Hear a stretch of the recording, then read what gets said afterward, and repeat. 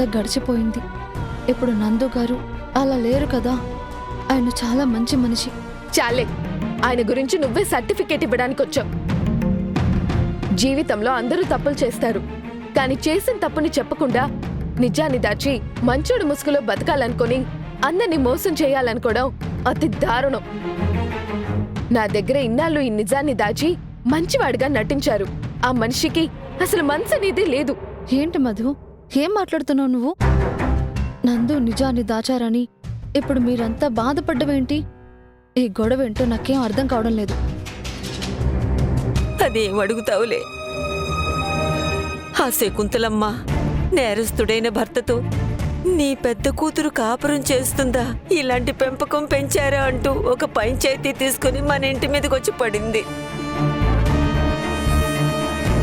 అప్పుడు మాట పెరిగి, మీది మాత్రం అంత గొప్ప పెంపకమా? మీ పెద్ద మనవడు ఎంత పెద్ద తప్పు చేశాడో తెలుసా? అసలు మా అక్క పారిపోవడానికి కారణమే మీ పెద్ద మనవడు అని చెప్పి నందు గురించి ఆవిడ గారి ముందే మాట్లాడింది. పెద్ద గొడవ అయిపోయింది. అతగాడు కూడా ఆ గొడవ జరుగుతున్నప్పుడు ఇక్కడే ఉన్నాడు.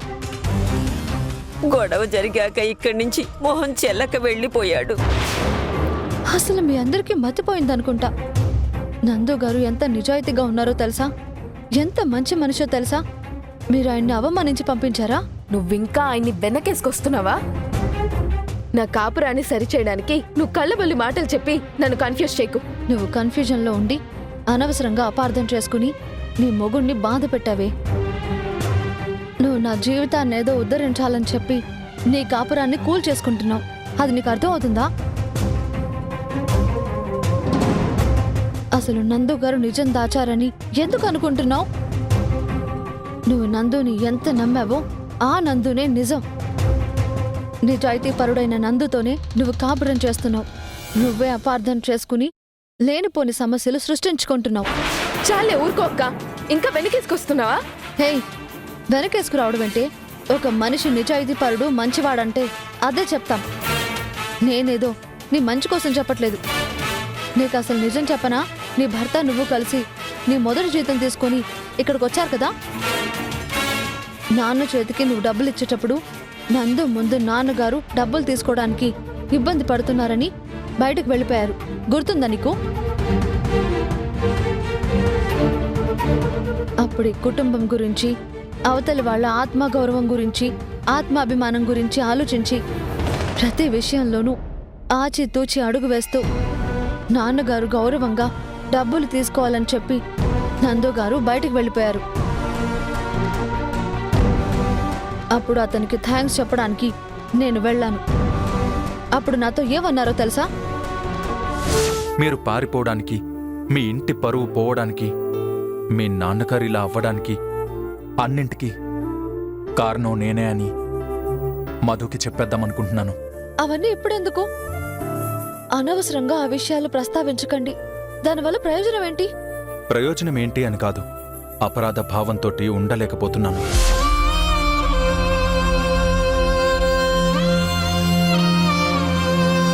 నువ్వు చెప్పేదే నిజమా? అవునే. ఇప్పటికీ అర్థం కావడం లేదా? అతను పశ్చాత్తాపంతో నీకు చెప్పేయాలనుకుంటే నువ్వు అపార్థం చేసుకుంటావు. అనవసరంగా లేనిపోని కలతలొస్తాయి. చక్కని కాపురంలో వచ్చేసి ప్రాబ్లమ్స్ తెచ్చుకోవద్దు, మనసులో నీకు లేనిపోని మచ్చ ఉండిపోద్దని నేనే చెప్పొద్దు అని ఆపాను.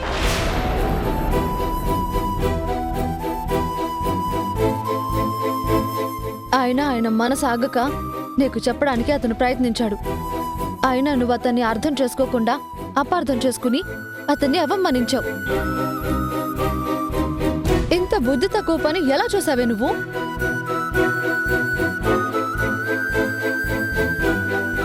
ఛీ, ఏం పిల్లవే నువ్వు!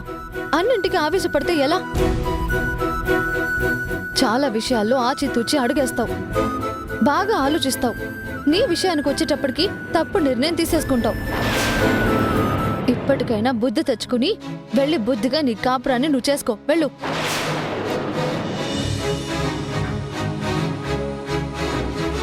నేను వెళ్తాను, నా భర్త దగ్గరికి వెళ్తాను.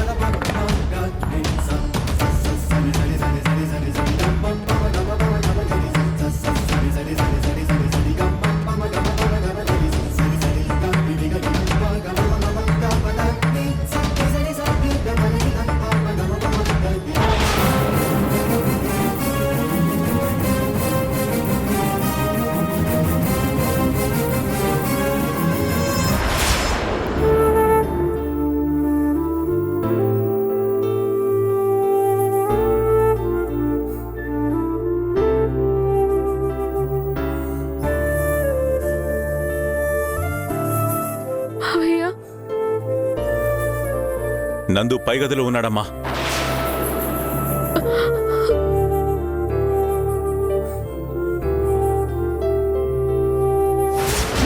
మళ్ళీ ఏ మొహం పెట్టుకుని వచ్చావే ఈ ఇంటికి? సిగ్గులేదా? చూడలేదా మీ అత్తని?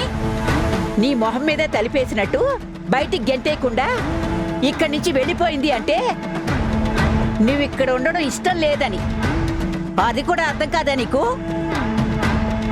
వెళ్ళిక్కడి నుంచి. నేను వెళ్ళను. ఇది నా ఇల్లు, మా అత్తారిల్లు, మా ఆయన ఇల్లు. తప్పు చేస్తే వెళ్ళిపోవాలా నేను వెళ్ళను.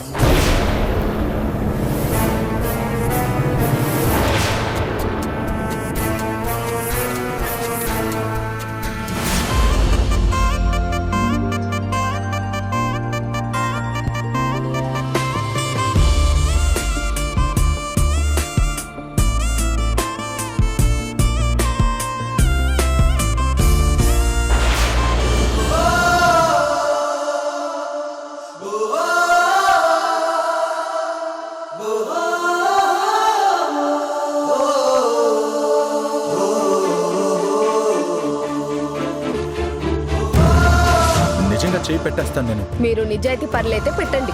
ఇదిగో పెట్టేస్తున్నా. మధు ఆగు. మీరు ముట్టుకుంటుంటే తేళ్లు జర్లు పోకినట్టుంది. చాలా అసహ్యంగా ఉంది.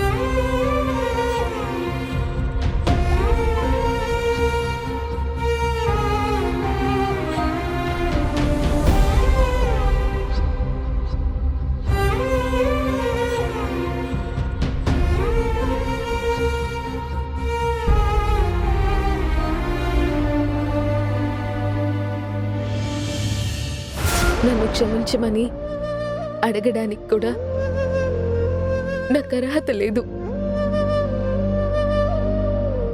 నా దూకుడుతనం, తొందరపాటు మిమ్మల్ని ఇబ్బంది పెట్టినా అది భరించి నాతో సర్దుకుపోతూ వచ్చారు. చేసిన పొరపాటును ఒప్పుకొని పశ్చాత్తాపాన్ని నాతో ఎంతో నిజాయితీగా తెలియజేసిన దాన్ని నేను అపార్థం చేసుకొని మిమ్మల్ని ఎంతో అవమానించాను, బాధ పెట్టాను. మీ విషయంలో చాలా పెద్ద పొరపాటు చేశాను. నా జడ్జ్మెంట్ని నన్ను ఎక్కువగా నమ్మి మిమ్మల్ని తప్పుగా అంచనా వేశాను. మీలో నిజాయితీని నేను నమ్మకుండా శంకిస్తూనే వచ్చాను. ఇందు వచ్చి నిజం చెప్పేంత వరకు వాస్తవాన్ని తెలుసుకోలేకపోయాను. గతంలో ఎప్పుడో మీరు నాకు నిజం చెప్పి మీ మనసులో భారాన్ని దింపేసుకోవాలని ప్రయత్నించారని ఇందు చెప్పొద్దని వాదించడం వల్లే అప్పుడు చెప్పలేదని తను స్వయంగా చెప్పాకే తెలిసింది.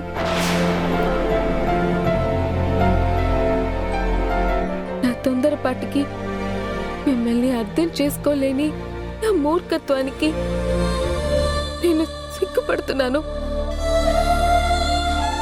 క్షమించమని అడిగే అర్హత లేకపోయినా ధైర్యం చేసి అడుగుతున్నాను. దయచేసి నన్ను క్షమించండి.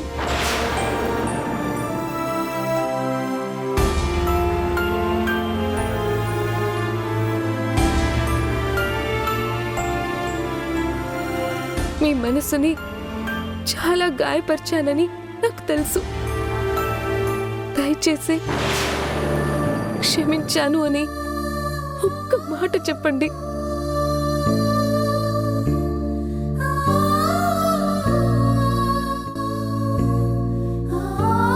ప్లీజ్. It's okay.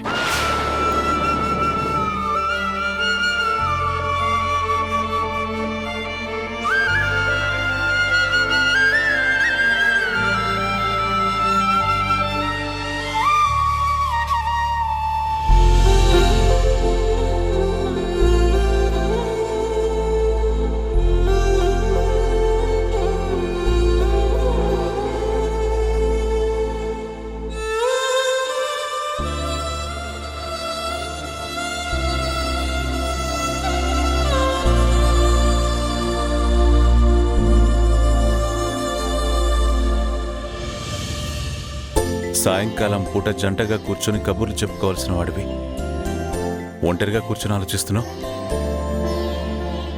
ఈ ఆలోచనలేవో పెళ్లికి ముందు పనికి మాలిన ఆ ఆలోచనలు చేయకముందు ఉంటే బాగుండేది. ఏదో ఒకటి మాట్లాడతావు కదరా, మాట్లాడు. లేదులే నాన్న, ఇప్పుడు నేనేం మాట్లాడినా నేను చేసిన దాన్ని సమర్థించుకుంటూ మాట్లాడినట్టుంటుంది తప్ప నేనెవ్వరికీ కరెక్ట్గా అర్థం కాను. అయినా నన్ను దెప్పిపొడిచి మాట్లాడాలనుంటే మాట్లాడేసి వెళ్ళండి. నాకు ఒంటరిగా ఉండాలనుంది. అసలు ఎందుకంత అనాలోచితంగా పనిచేశావురా?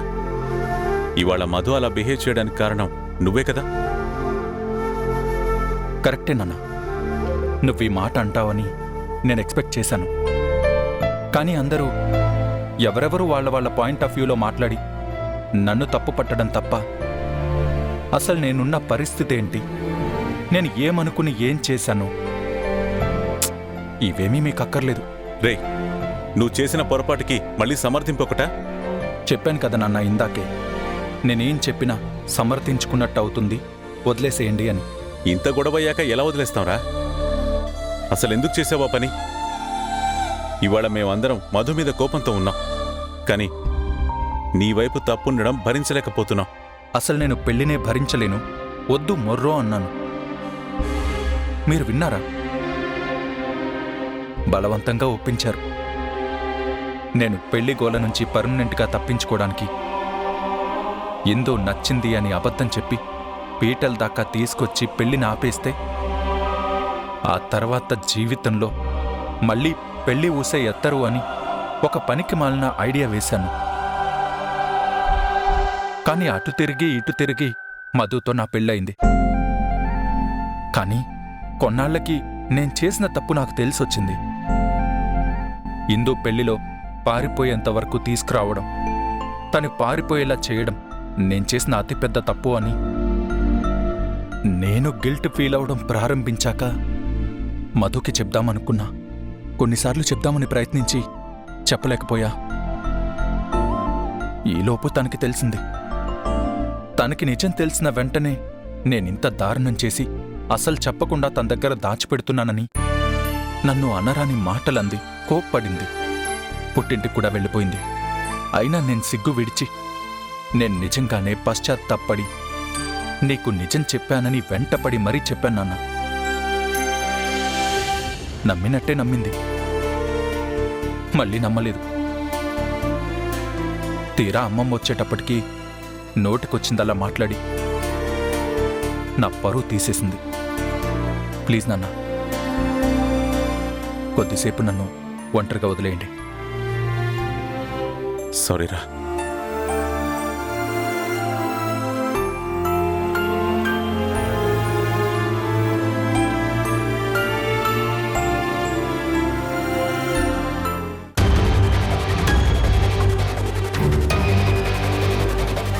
క్షమించండి అత్తయ్య, అనవసరంగా ఆయన్ని బాధ పెట్టాను. క్షమించమని నువ్వు అడిగినంత తేలిగ్గా నేను క్షమించలేను. మా దగ్గర ఈ విషయాలన్నీ దాస్తూ ఉన్నప్పుడు ఇక మేమెందుకు? మా పెద్దరికం ఎందుకమ్మా? అత్త మామ అనే పేరెందుకు? ఇవాళ నువ్వు చేసిన పని నాకేం నచ్చలేదమ్మా.